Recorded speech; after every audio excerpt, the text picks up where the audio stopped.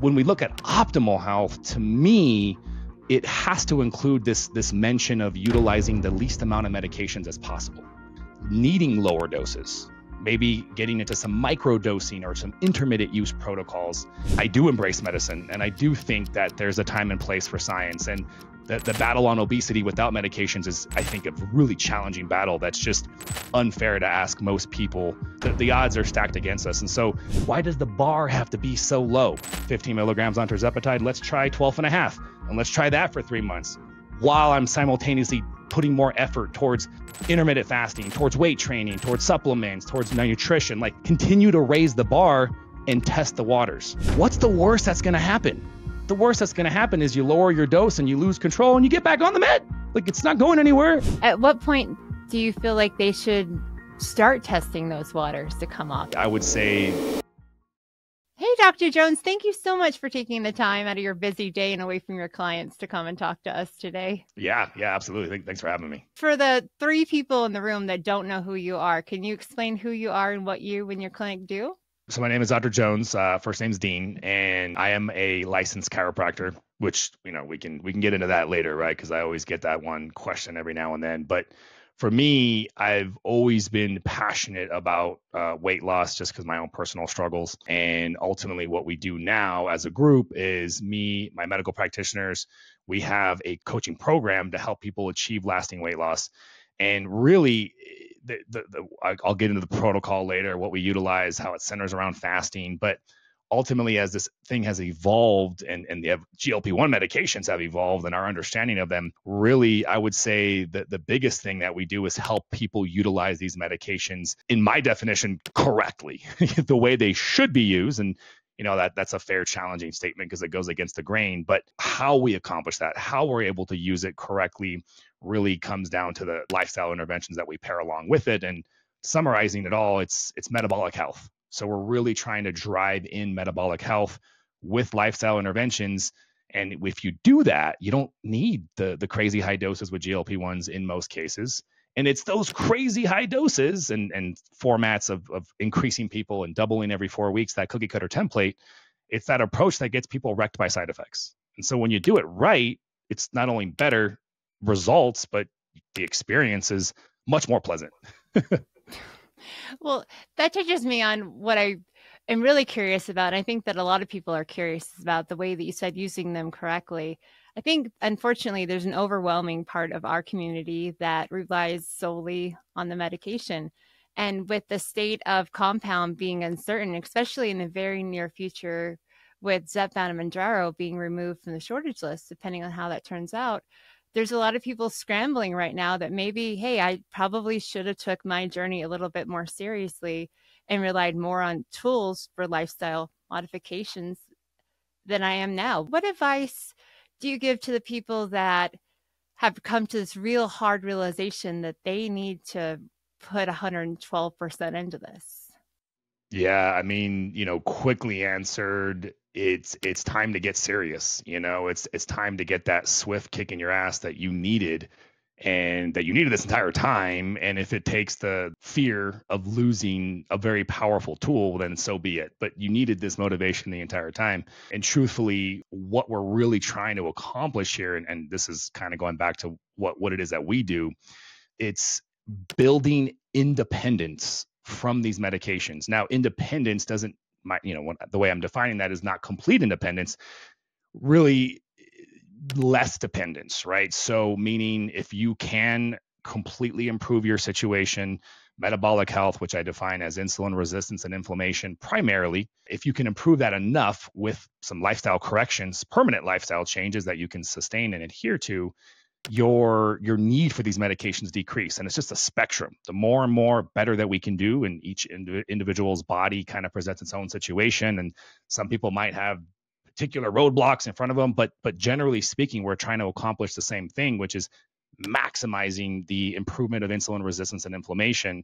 And if we do that, we can start to establish some of that independence, meaning needing lower doses, maybe getting into some microdosing or some intermittent use protocols for maintenance. And so for me, it kind of it kind of always goes back to my definition of optimal health, which is a very convoluted definition. It's kind of interesting. If you ever looked up the health, its definition is so minimal. It's just absence of disease. And I'm like, that's like, health is, when we think of health, people like me and you, we're thinking optimal health. It's so funny that we have to add the word optimal, because to me that should just be health, but that's what it says in the dictionary, just absence of disease. And that's, when you take a look at the healthcare system, that's kind of how they practice too. It's like, you're healthy. It's, oh, no, I mean, am I? Or I just don't have a disease that can be treated by some sort of pharmaceutical agent or inevitably need some surgery, right? And so when we look at optimal health, to me, part of it, I only want to focus on part of it, it has to include this mention of utilizing the least amount of medications as possible. So this is where I kind of get a little backlash from even some of my holistic and functional brethren, like, because for me, I'm always grounded and consider myself holistic and functional, but I do embrace medicine. And I do think that there's a time and place for science, and the battle on obesity without medications is, I think, a really challenging battle. That's just unfair to ask most people to have that battle, to fight that battle. Like, it's just, the odds are stacked against us. And so for me, I like to be functionally rooted, but embrace science. And I think that these medications are, like you've seen yourself, the most powerful tool that we've ever had.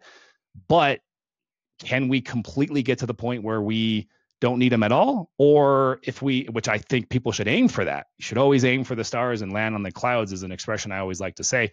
And so if you can make it a goal now or later, about seeing if you can maintain your weight loss without them, well, what if you end up landing somewhere in the middle, which is, well, I need a little dose here and there, a microdose or an intermittent protocol, which I'm sure we can talk a little bit about later on.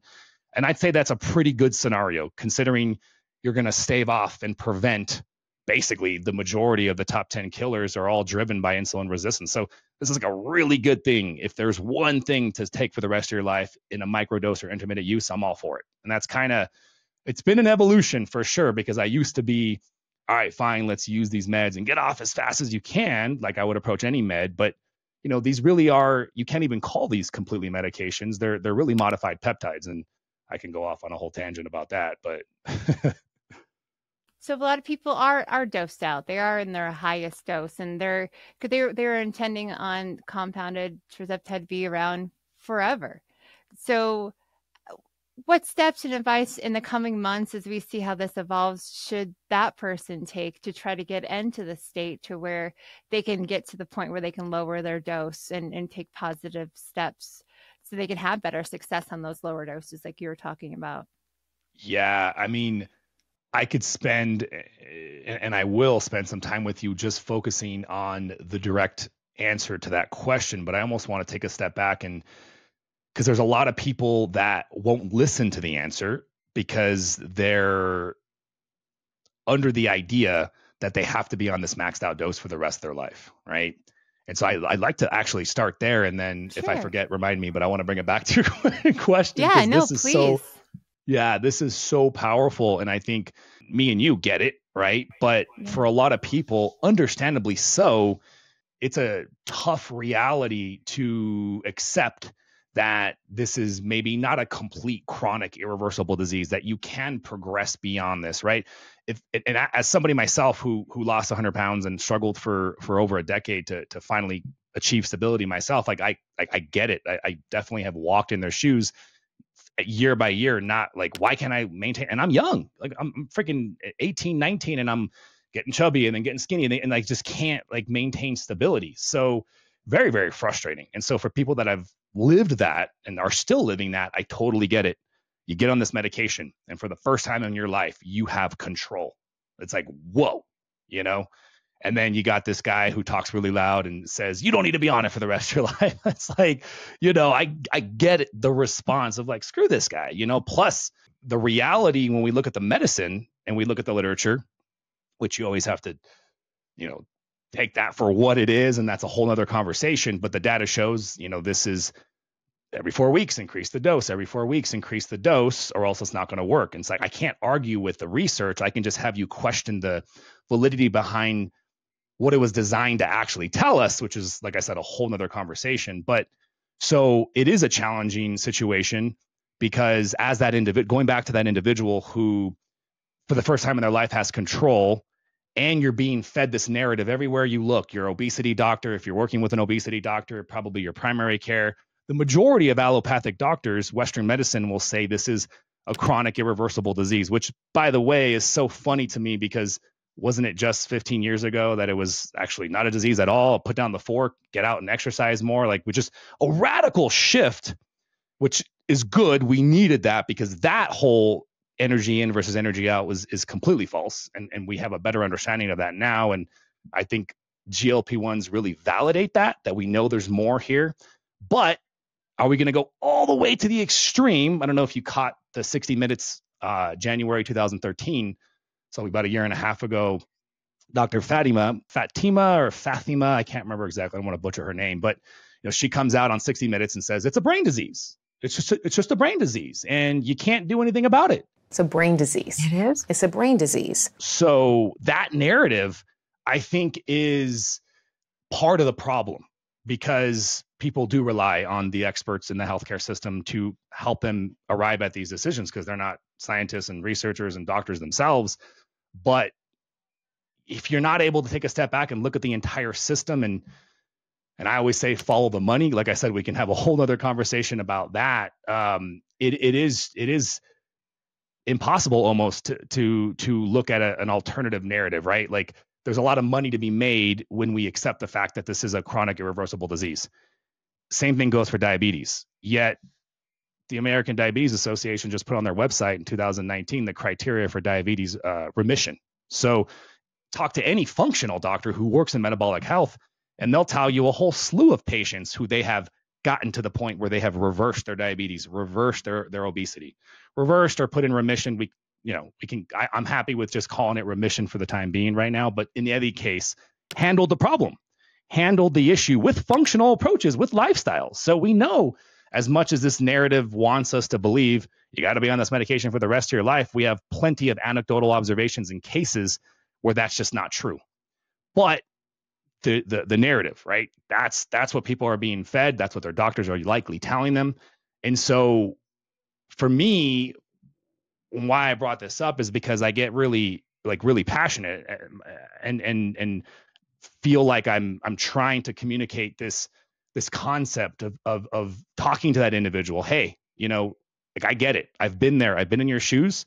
And first of all, if no one's told you, congratulations for taking this medication and still doing what you did to get where you did. If the person lost their 100 pounds, say. So get a win, feel good. Like, this is not an attempt to make you feel bad like you haven't done enough.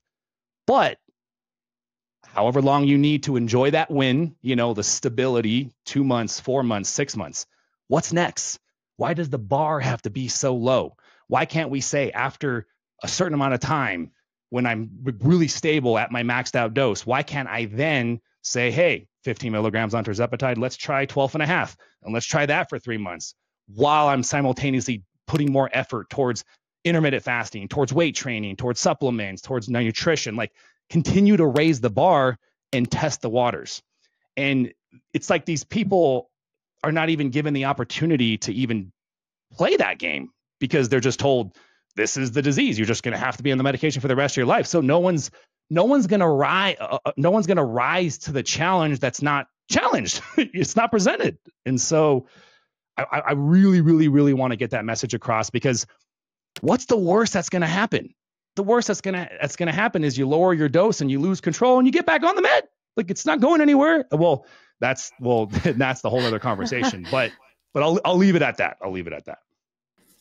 No, that's an excellent point. So if they have the ability, if they say they're on compound and they can mess with their dosing a little bit easier, if they have the ability, at what point do you feel like they should start testing those waters to come off? At what point would that be a good idea for the average person? Going back to your original question, and thank you for kind of taking me back. Got to get that rant out and feel really good that hopefully that's great. I love it. I inspired some people. So, I think, and look, we don't have research on this, right? So I can only share with you what my practitioners and me are seeing. Ideally, if a patient says, Dr. Jones, what have you seen to be the most successful kind of path towards eventually achieving GLP-1 medication independence, is taking the medications with this mindset of utilizing the lowest dose possible. So even the way that we start on them is different.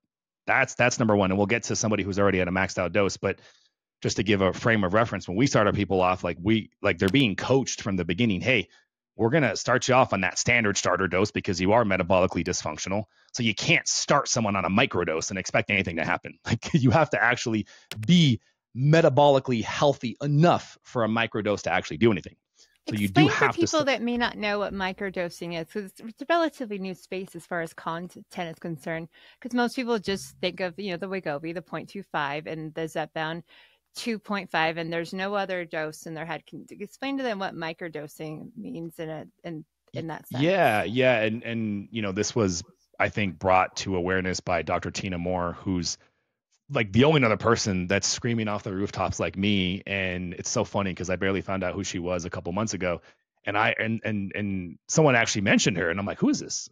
Someone's actually talking similar to the way and I was like, holy crap. Like we are on very much the same wavelength, and I've actually got a chance to communicate with her. So I'm hoping we can do some stuff soon. But from what I understand, I think she kind of brought this concept as her experience as a naturopathic physician and a DC. She has both kind of grounded roots and more of that holistic approach. So as a naturopath, she is trained in this concept of utilizing medications, like I said earlier, like the least amount, lowest, get off when you can, replace with lifestyle, but use the medicine when necessary. So she's had that training and years of personal experience doing that. So she came up with this concept. And so this is how me and my practitioners operate. So really, microdosing just means utilizing the lowest dose possible. Like, and we're talking fractions of that. So for example, it could be 0.1 of semaglutide, 0.05, for tirzepatide, it could be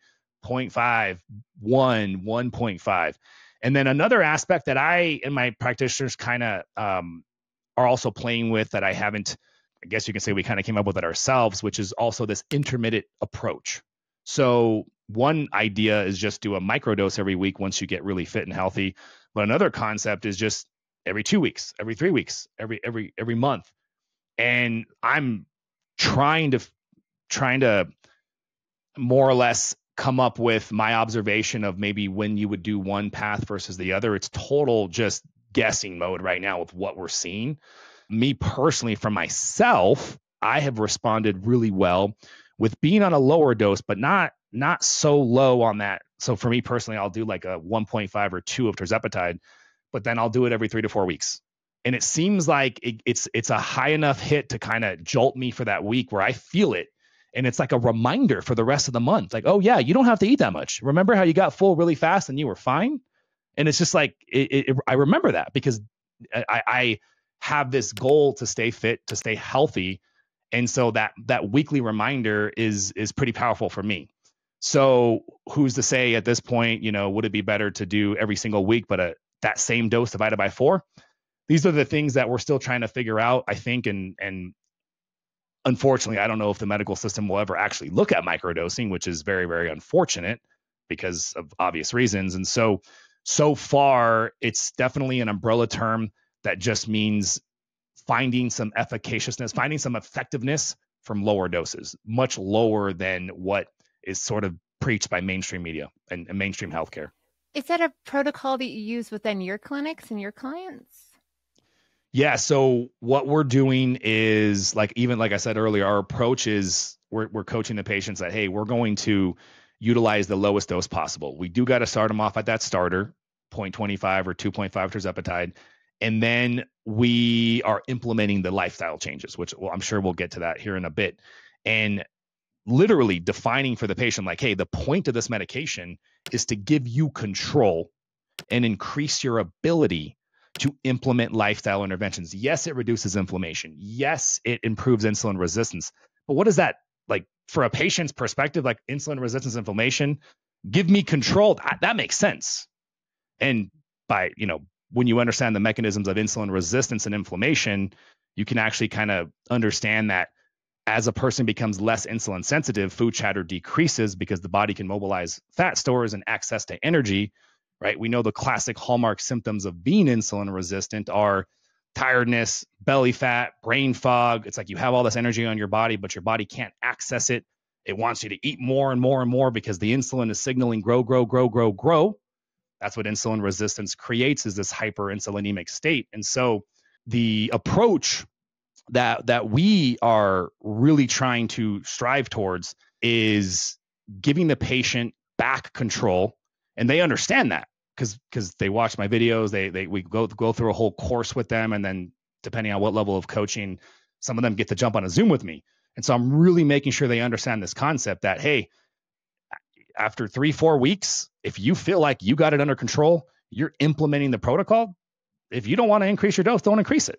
And that's the adjudication from my medical providers. And then I'm just conveying it to them in the coaching. But we have a lot of people that never increase their dose, and they do really, really well. And they're losing the same kind of weight, the same kind of results you're seeing with people who keep titrating up. And then we have people that maybe increase to 5, like 7.5 could be the maximum. So we're getting a much better result in a much lower spectrum of the dosing range. So that's how we started. And now kind of going back to, well, what do you do if you and we get a lot of people that find us when they're in that situation that you described earlier. It's like, I'm already at the maxed out dose. It's like, what do I do? And I call it zombie mode. A lot of these people are freaking zombies. They're at a plateau. They're on this maxed out dose. They feel like crap. They're maybe halfway, 3/4, and maybe all the way to their goal, at least goal weight, but their metabolism has crashed. They have no energy. Their brain fog is high. They're constipated. They're feeling cold, and they've burnt up a lot of their skeletal muscle. And so, and if you were to measure their body fat percentage, it'd be somewhere between okay and poor, because they didn't do the necessary things to prevent that muscle mass loss. And so it's a tough situation. And so we educate these patients in kind of where they're at and what's happened. And similar to what we do with the people that start with us, the GLP-1s, we get these lifestyle interventions in. And when they're comfortable, they start to wean down. But they have to get these other things in first. Wow, they have the control. So because the combination of weight training and fasting and low carb and eating less processed foods, just focusing on those 4. I have 10 pillars of lasting weight loss, but just those 4 are the main ones. Those also improve insulin resistance. Those also reduce inflammation. So those can be your crutch that you're relying on to keep your food chatter under control. And so that's kind of how we approach it, is the providers will help them wean down. And we're observing how they do, teach them the same philosophies that we talked about earlier of like, hey, if you need to go back up, it's not the end of the world, but test the waters out and slowly kind of titrate down. And a lot of these patients, because we're implementing the protocol, they're able to get themselves completely off the medication. Now, we're not losing massive weight in this phase.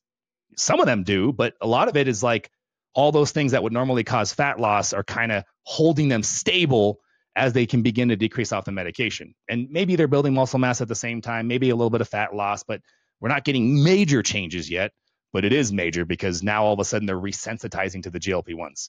And that is massive, because after this reset, if you want to call it that, they get back on the medication and now they're much more sensitive.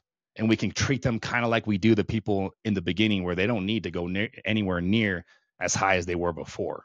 And so there's a little bit of variability person to person for sure. And then if you talk about diabetics, that's a whole nother category. We're just talking about the weight loss area. But that's, if I had to kind of consolidate our approaches, I would say that's the best kind of generalization of it. And you're the first doctor I've heard ever speak onto that whatsoever. It's while they have the control, get the lifestyle modifications under control. Then once you feel like you got that, you have the education under you, then we can lower it down. And then you can reassess and do this gradual thing of weaning off. I think it's brilliant. Now, you mentioned about the cycling. That is something I have been toying with for a long time. And I've done looked through all the pub research data and tried to find anything on receptor desensitivity of either one of these peptides. Because I know we're going to talk about peptides in a second, because you're the guy. But I was wondering, since these are peptides, why are we not cycling GLP-1 and GIP medication? I found limited pub data on the GIP receptor in particular being something that you can build up resistance to. Have you considered cycling off it sounds like you have in your clinic, like running it like a peptide cycle where you're on for a certain amount of weeks, so you give those receptors a break? Yeah. So let me address the first part, and then we'll get back to the second part about kind of cycling them like a regular kind of peptide, not a GLP-1 peptide. It's interesting you mentioned that, because I saw a TikTok of an obesity specialist, and I'm sure those obesity specialist doctors freaking hate me, because they're like, what does this DC know? And I'm just like, hey, I just know what I know. But he made this video about receptor site downregulation and saying how it doesn't exist. And, I'm going to talk a little bit about this concept of when you're looking at research, right?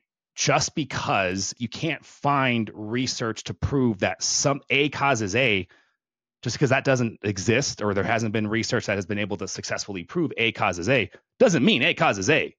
What it means is we have not been able to prove it. That's just a basic fact, right? And it's a fallacy because a lot of doctors interpret it, well, if A can't prove A, then it can't be true. That alone is a fallacy in of its own right. And then you have to, again, take a step back and look at the money. I mean, my God, open up your eyes. The majority of the research that's done is horribly skewed. And I've talked about this. I've made several videos.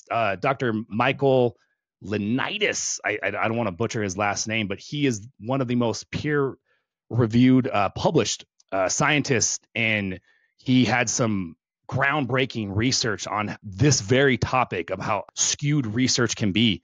And he created some crazy formulas and to quantify it. But basically the gist of what he's saying is when money's involved and interest is involved, the susceptibility for alterations in the results are significantly higher than we'd like to believe. And so nobody ever wants to talk about this. Nobody ever wants to point this out. Nobody ever wants to consider the ramifications of that. My goal of bringing this up is not to invalidate research at all. I mean, we have made milestones as a society, as humans, because of research. And so we need to never stop doing research, but we have to take a step back and follow the freaking money and open up your eyes, and then also go back to this general fallacy that has nothing to do with money and interest. It's just a fact. Just because you haven't proven A doesn't equal A or A equals A doesn't mean A can't equal A.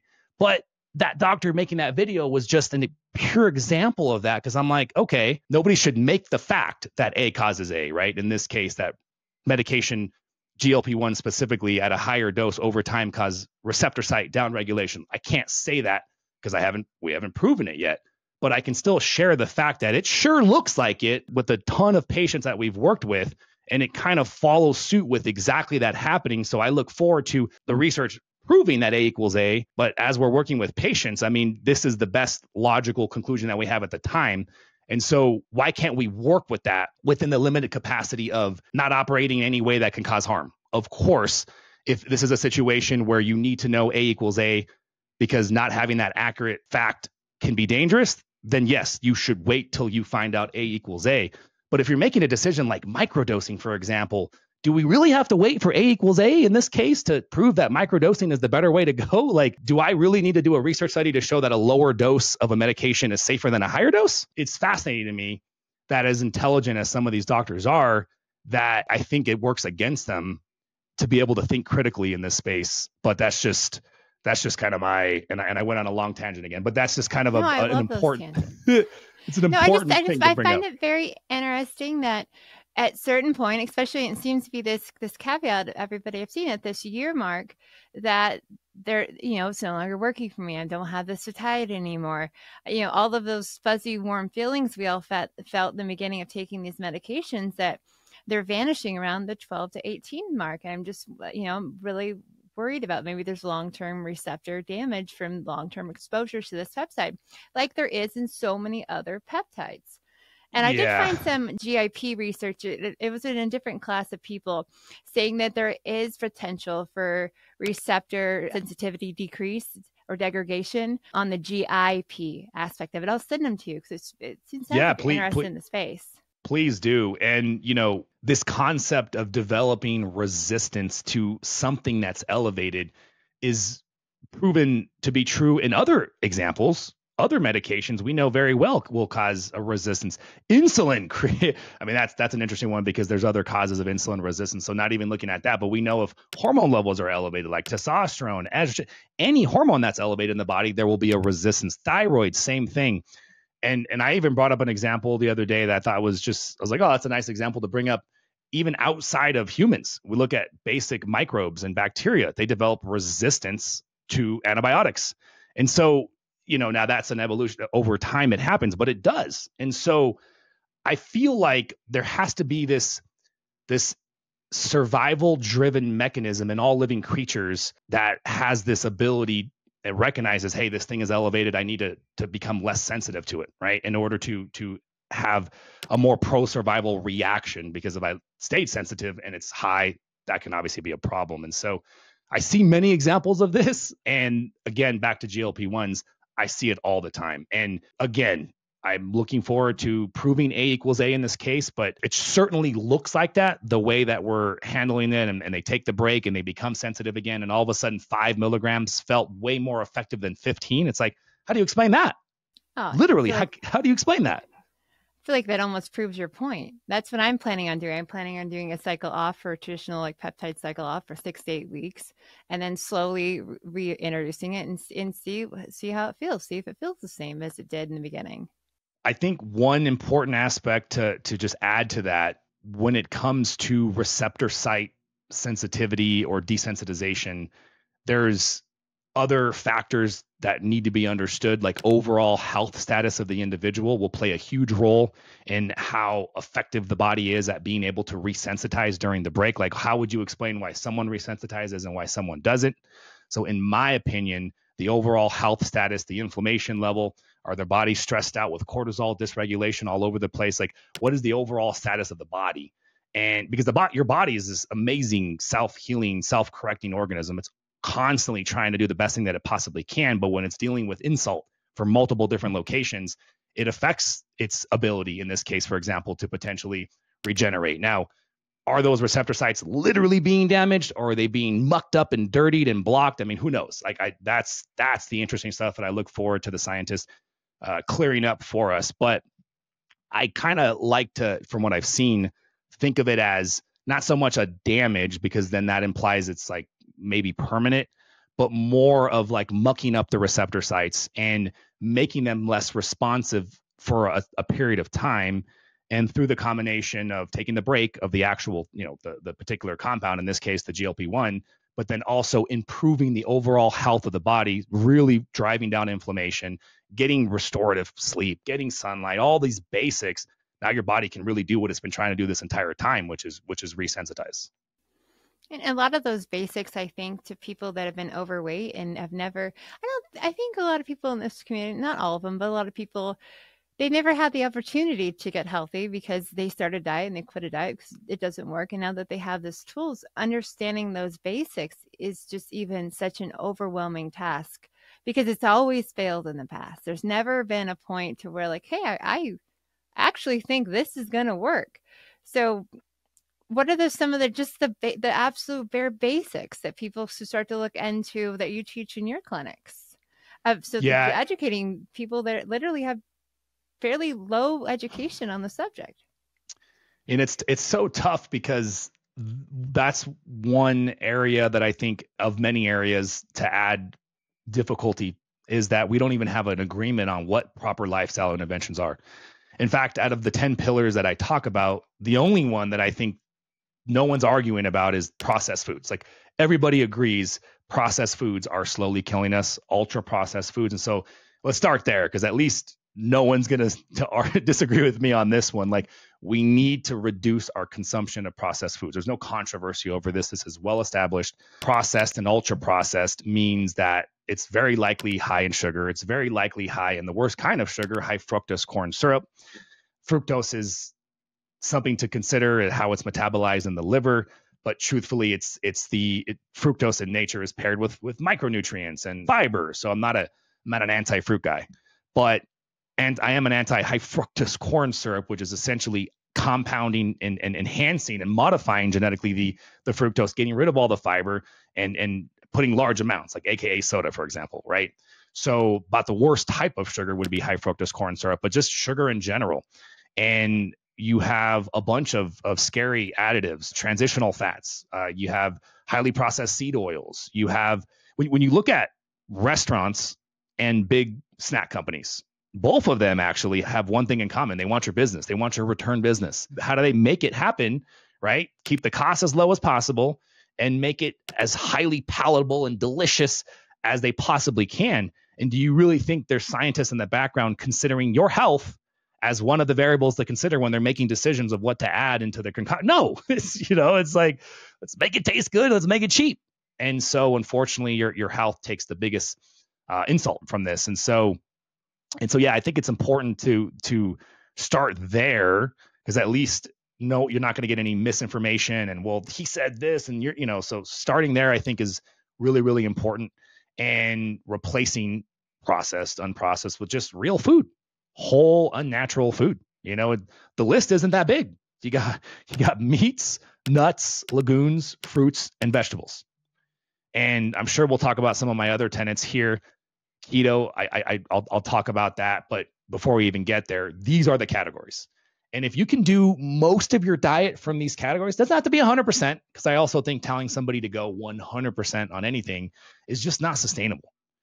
And for me, having to live this lifestyle myself to maintain health, I have to preach what I believe in. And if I don't think it's sustainable, I have a hard time. That's why any program that's based off of solely relying on carnivore or keto, I love those diets. But if I had to tell people, sell them a program, it's like, yeah, just do keto for the rest of your life and you're going to be great, like, I wouldn't feel that confident, because I couldn't even myself keep up with a ketogenic diet. Like, you could force me to do it, but I wouldn't be happy, but it's definitely a tool to be considered as we talk more about the other pillars, depending on how far you want to go. But processed foods, reducing your consumption, is definitely pillar number one for me.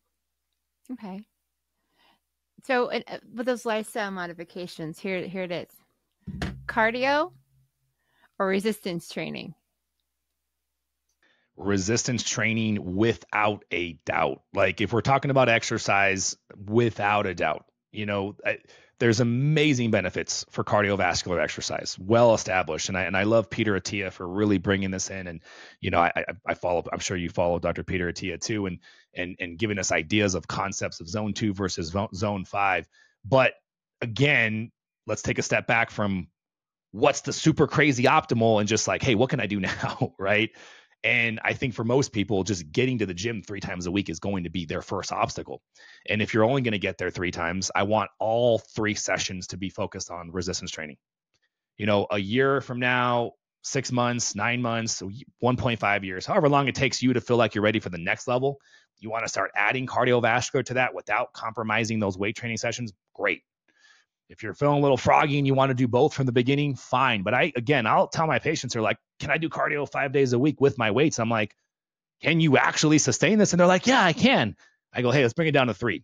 And they're always surprised. And truthfully, if you want to increase from 3 to 5 later, do that then.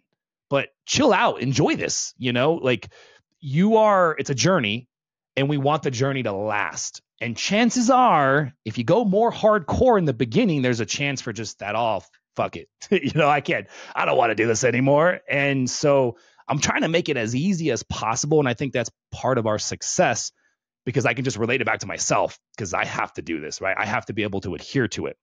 When I look back at myself between ages 16 and like 24, when I kept yo-yoing back and forth this was before fasting was even a thing. So I wasn't doing fasting when I first lost my weight. There was no fasting.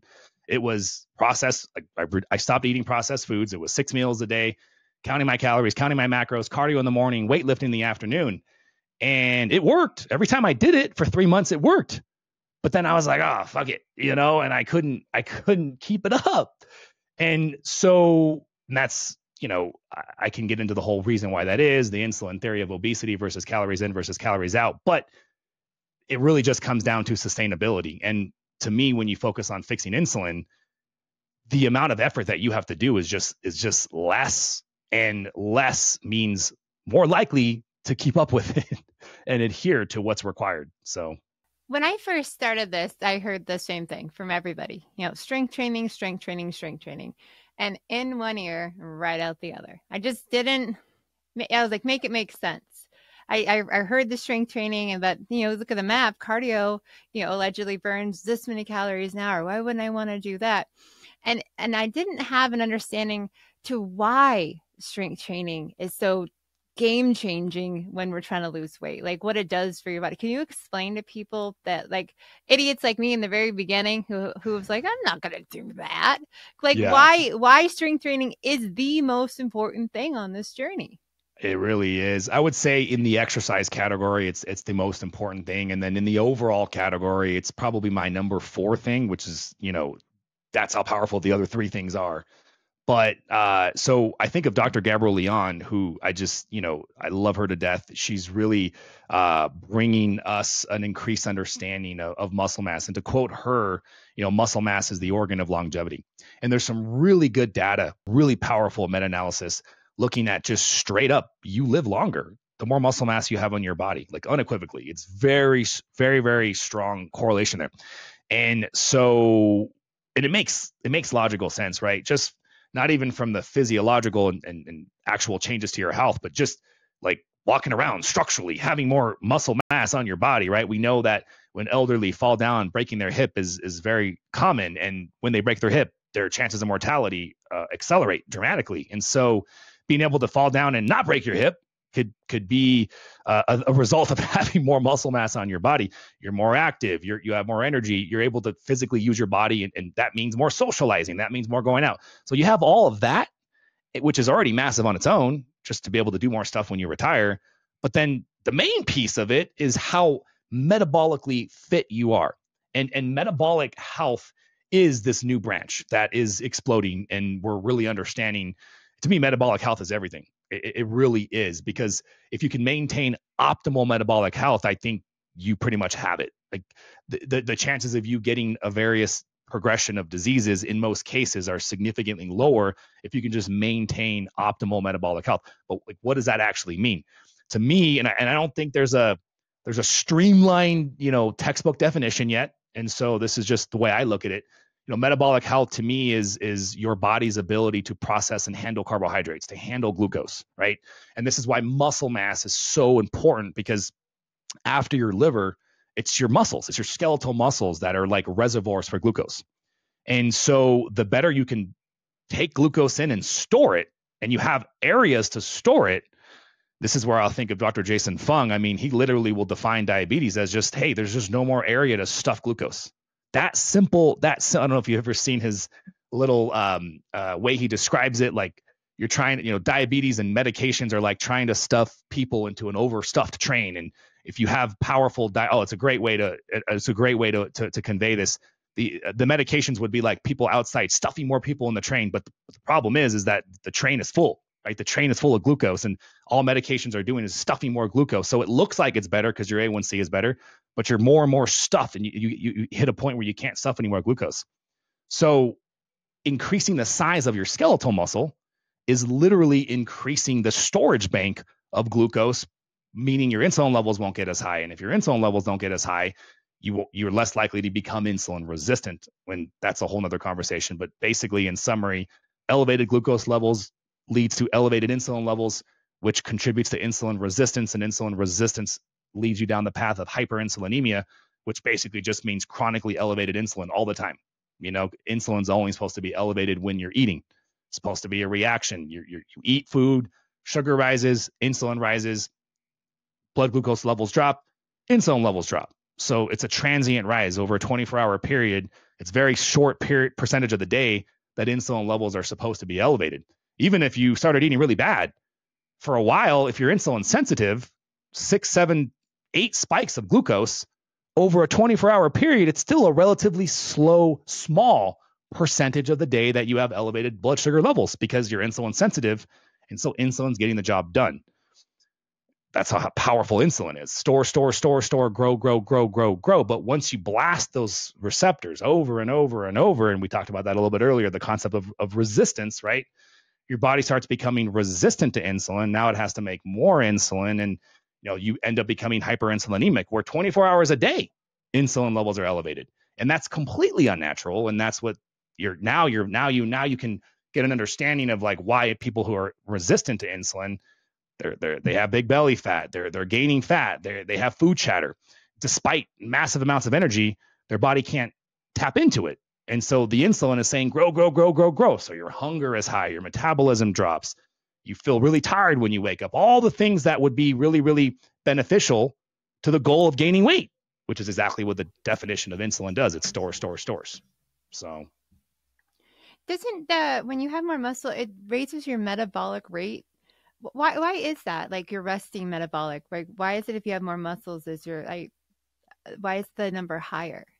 Yeah, and that's a whole nother. So we talked about the insulin side of things. Keeping your insulin levels lower is one huge aspect of it, and the other piece of it is just literally, like you said, the metabolic activity.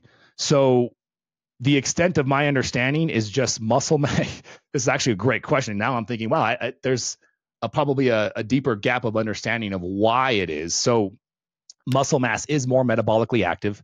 It has more mitochondria. Mitochondria are the powerhouses of the cells. That's where we're converting the very broken down particles of food that we eat into the energy that the body utilizes, ATP. And so muscle mass has much more mitochondria. And so it's exhausting much more energy.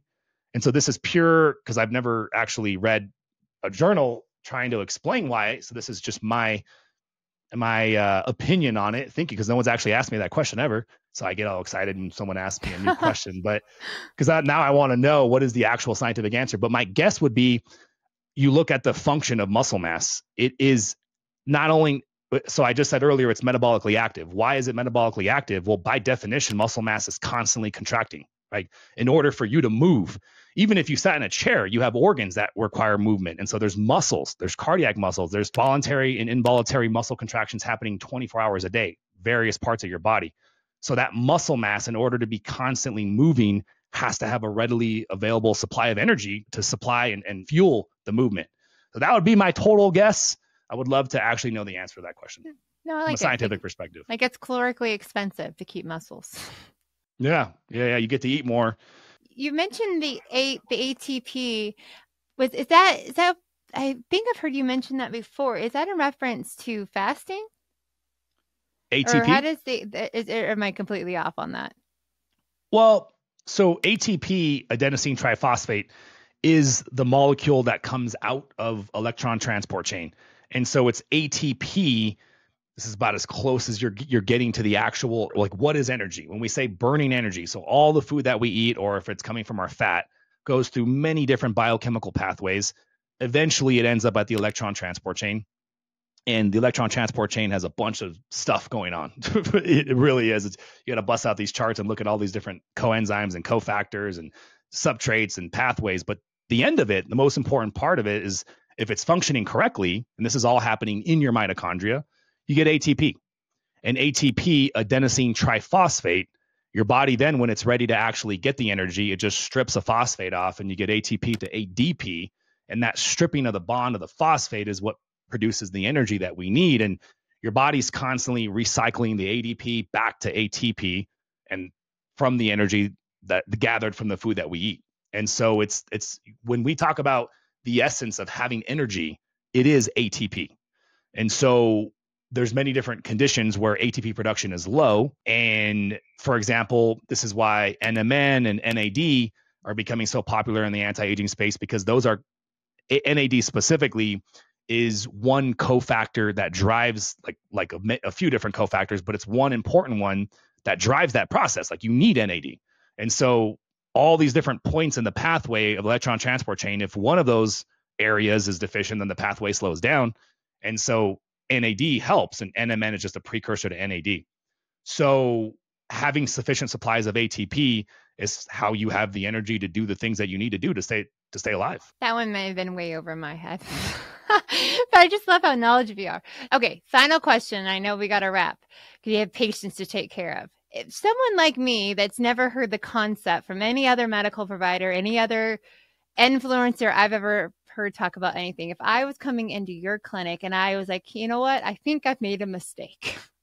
I am on a really high dose of the medication I'm on, 12.5 or 15.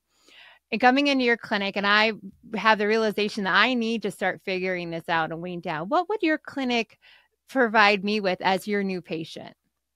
Totally. And I think it's a great scenario because this is happening definitely as we're growing here. The percentage of people that are coming to us already on medications way higher than it was before, because like you said, they caught me on a live or they saw one of the videos and a new scenario was presented to them that they didn't even know existed. And it's like, well, I want to do it that way. That makes sense to me. And so and a lot of these people will come to us and there's some percentage towards their weight loss goal, but usually anywhere between 25 to 75. And usually they're in a plateau. So those are the most common scenario. And so we always start with some comprehensive blood work.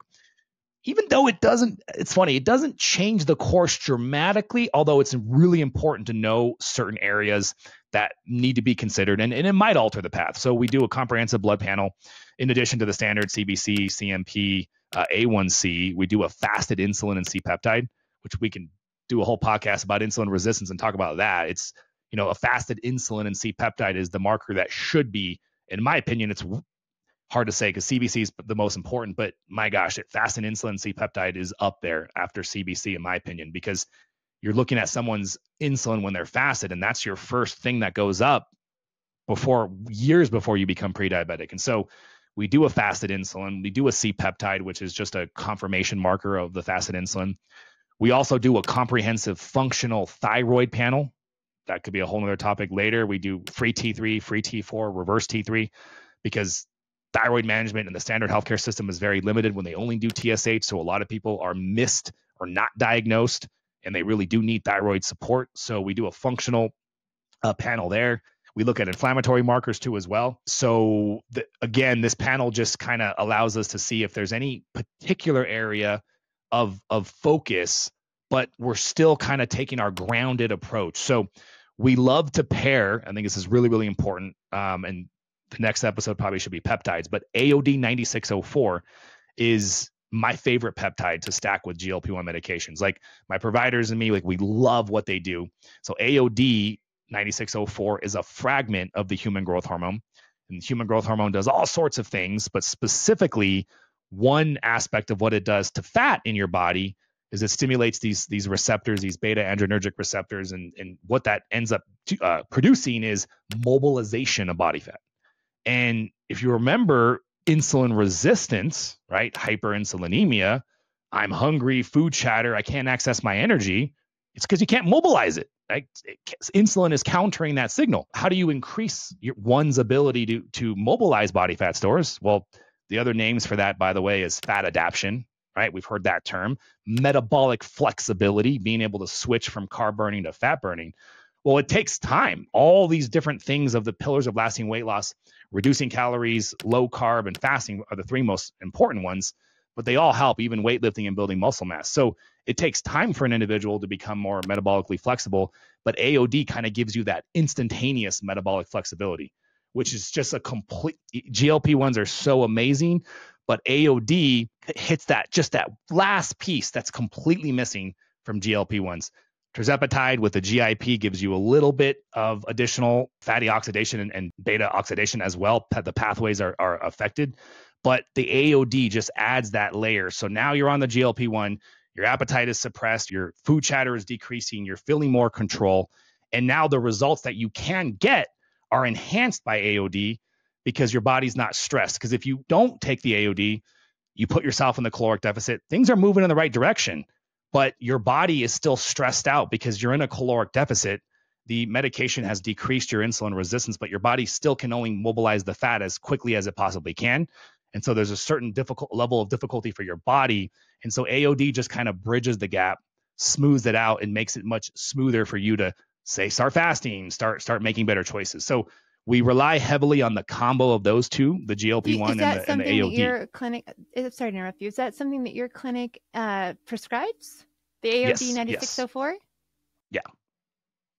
Yeah. So, and you can do this, you can get this effect with other growth hormone secretagogue peptides as well, but AOD is my favorite. And so when you're on that, it's like, smooth sailing. You got the clarity from the GLP-1, you got the beta and fat adaptation from the AOD. So now you just implement. you implement the protocol. And I know we're pretty much winding down on time. So just the first 5 pillars. We talked about the first one more in depth, which is reducing your consumption of processed foods and replacing it with whole natural foods. Number 2 is the approach that we take with carbs. So we do ask our patients to go keto as much as they hate it. And I hate it too. I'll straight up just say, hey, give me like 3 months. Give me like 3 to 4 months.